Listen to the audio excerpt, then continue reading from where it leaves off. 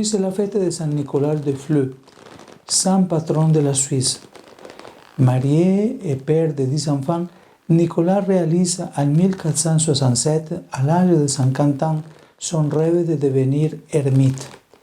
Il vécut le reste de sa vie dans une grotte, nourrie uniquement par l'Eucharistie et servant à la paix de sa patrie. Il fut canonisé par Pie XII qui le proclame saint patron de la Suisse.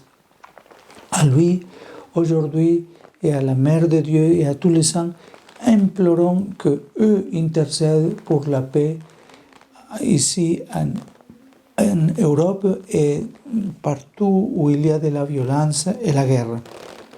Comme pilule, Jésus ne nous laisse pas seuls. Le Saint-Père nous invite à ouvrir nos cœurs au Christ comme l'a fait Saint Nicolas de Fleux.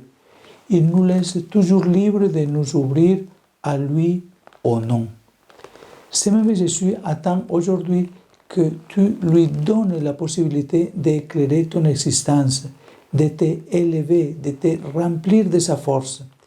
Il a dit à ses disciples avant de mourir, « Je ne vous laisserai pas orphelins, je viendrai vers vous. » Encore un peu de temps et le monde ne me verra plus, mais vous me verrez que je vis et vous aussi, vous vivrez. Ce texte, on le trouve en Jean 14, 18. Jésus trouve toujours un moyen de se manifester dans ta vie pour que tu puisses le rencontrer. Jésus ne nous abandonne donc jamais. Sa promesse de ne pas nous laisser orphelins nous rappelle que sa présence perdure dans nos vies, même lorsque nous ne le percevons pas avec nos sens. Il se manifeste de multiples façons, dans la prière, dans l'Eucharistie, dans la communauté, dans la nature et dans les petits signes de chaque jour. Spirituellement, cela nous appelle à être attentifs, à reconnaître les manières dont Dieu nous parle et nous accompagne, même dans les moments d'obscurité. Le sentiment d'abandon et de solitude est l'une des expériences humaines les plus douloureuses. Souvent, lorsque nous souffrons, nous avons l'impression d'être seuls, mais ce passage nous rappelle que ce n'est pas le cas.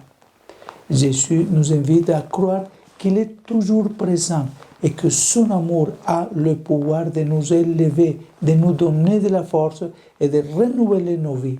Cela nous donne de l'espoir, nous aide à trouver un sens même au milieu des difficultés.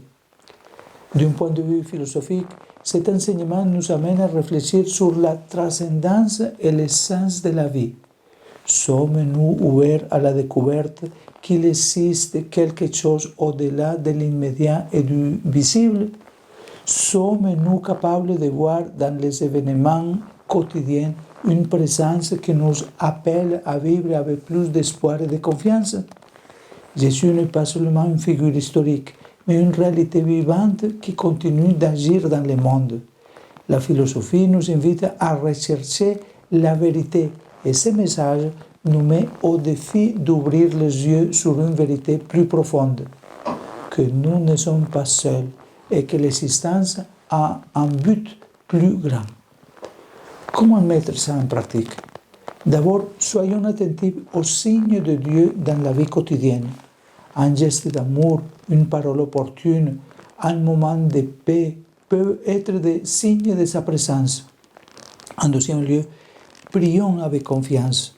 Parlons à Jésus comme s'il était un ami qui ne nous abandonne jamais.